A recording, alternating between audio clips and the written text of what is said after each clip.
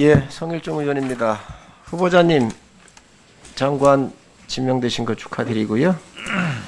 앞으로 장관에 임명이 되시면 많은 역할 해주시고, 또 우크라이나 사태에서 우리가 봤듯이 국방이 얼마나 중요한지, 무기보다도 더 중요한 게 예를 들면 그 군인들의 자세, 또 군인으로서의 본분을 잃지 않고 현장에서 모든 것을 다 던질 수 있는 그런 정신력이 굉장히 중요하다는 걸 우리가 봤는데, 지금 사실 우리 군이 그런 것들이 준비가 되어 있는지 묻지 않을 수 없습니다. 그런 부분들을 각별히 좀 챙겨주십사는 말씀 드립니다.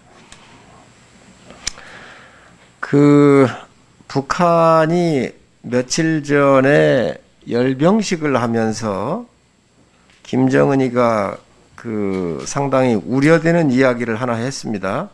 우리 핵무력의 기본 사명은 전쟁을 억제함에 있지만 이 땅에서 우리가 결코 바라지 않는 상황이 조성되는 경우에까지 우리의 핵 전쟁 방지라는 하나의 사명에만 속박되어 있을 수는 없다.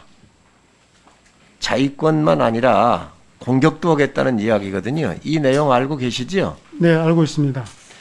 이에 대한 해석을 좀 하실 수 있으시겠습니까? 원래 핵이라고 하는 것은 핵에 대한 대응 차원에서만 사용하는 것으로 통념이 되어 있는데, 북한은 그렇지 않더라도 그렇지 않은 상황에서도 핵을 가지고 선제 공격할 수 있다는 의미로 해석이 됩니다.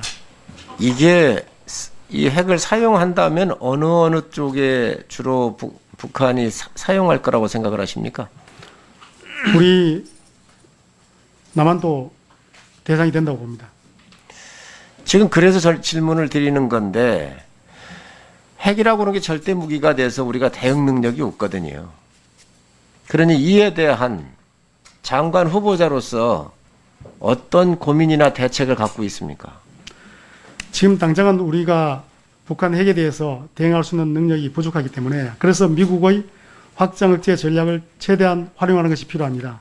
그런 차원에서 우리 국가 이익 차원에서 동맹을 강화시켜야 된다고 생각하고, 또 반면에 미국만 절대적으로 의존할 수 없으니 우리도 북한의 핵과 미사일 위협에 대응할 수 있는 능력을 획기적으로 강화시켜야 된다 하는 말씀을 드립니다.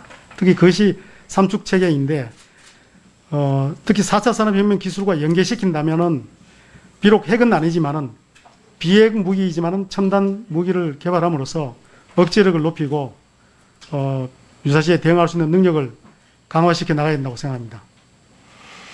우리가 준비하는데 이 준비에 대한 것들이 얼마나 걸릴 것 같습니까? 지금 핵에 대해서 이제 준비 단계를 해야 되겠죠, 우리가. 그죠? 한미 동맹은 뭐 논외로 하고요.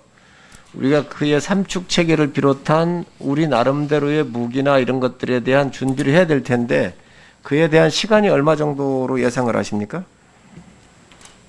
제가 삼축 체계 관련해서 말씀드린 것은 핵은 제외되는 겁니다. 우리가 핵을 개발한다는 그런 의미는 아니었고, 다른 분야에서 비핵 무기 중에서 말씀드린다면 무기 체계 종류마다 다르겠지만은 그렇게 많이 걸리지는 않습니다. 특히 미사일, 고위력의 미사일을 개발하는 과정에서는 그렇게 많은 시간은 걸리지는 않습니다. 정확하게 말씀드리기는 어렵지만은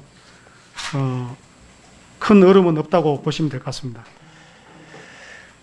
이와 관련되는 건데, 지금 현재 우리가 이제 사이버 사령부가 있는데 1년에 예산 260억밖에 없어요. 이게 지금 여러 가지 측면에서 봤을 때 굉장히 4차 산업혁명 시대에 이 사이버 공격이 또한 굉장히 중요하거든요. 근데 우리는 지금 공격을 안 하는 거로 보여집니다. 공격에 대한 준비가. 그러면 이 사이버 요원에 대한 또 개발에 대한 것들이 지금 현재 빈익 사업에 들어가 있지가 않아요. 후보자님, 이 전쟁이 굉장히 중요합니다. 그리고 이 빈익 사업으로 들어가고, 그래야 인력 같은 경우에 고급 인력이 우리가 확보할 수가 없거든요. 두 번째, 여기에 인력을 확보를 하더라도 근무할 수 있는 급여와 계급이 중요합니다. 이러한 인력에 대해서 20대, 30대에 예를 들어서 장군 나오지 말라는 법이 없거든요. 특수한 영역에 있어서. 그렇기 때문에 이 부분을 빈익 사업에 포함을 시켜야 되고요.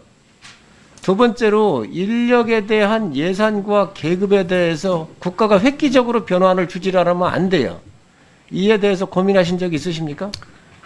예, 사이버 역량을 강화시켜야 된다는 차원에서는 뭐 저뿐만 아니라 많은 사람들, 특히 국방 분야에 있는 사람들 대부분 고민거리입니다. 굉장히 중요한데 우리 능력은 많이 미흡하다 이런 평가인데 말씀하신 것처럼 이것을 빈익 사업화해서 별도로 관리할 필요성에 대해서도 제가 다시 한번 신중하게 검토를 해보고 사이버 영역에 대해서 우리 능력을 발전시키기 위해서 특별히 관심을 갖고 하겠습니다. 그 예산도 좀 잡으셔가지고 과감하게 급여를 주셔야 합니다. 그리고 계급도 국가에 일할 수 있고 다른 데서는 뭐 수십억씩 주고 지금 유출을 해가고 있잖아요. 그걸 붙들 수 있는 것은 이 급여 문제하고 이제 국가에 헌신하고 있다는 계급이나 이런 부분이 될 텐데 이 부분에 대해서도 고민을 좀 하시기 바랍니다. 네, 알겠습니다.